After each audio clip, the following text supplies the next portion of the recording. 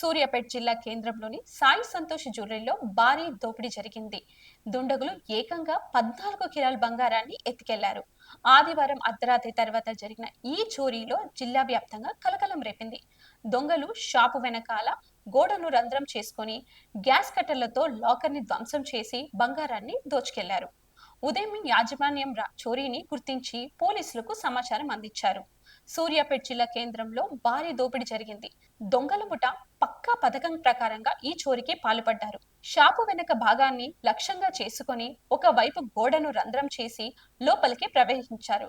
అనంతరం గ్యాస్ కట్టర్లతో సాయంతో లాకర్ ని ధ్వంసం చేశారు. అనంతరం షాపులో ఉన్న మొత్తం బంగారాన్ని దోచుకెళ్లారు. ఈ ఘటన ఆదివారం అర్ధరాత్రి తర్వాత జరిగినట్లు పోలీసులు అనుమానిస్తున్నారు. సోమవారం ఉదయం షాపు తెరిచేందుకు వచ్చిన యాజమాన్యాన్ని చోరీని గుర్తించి పోలీసులకు సమాచారం అందించారు.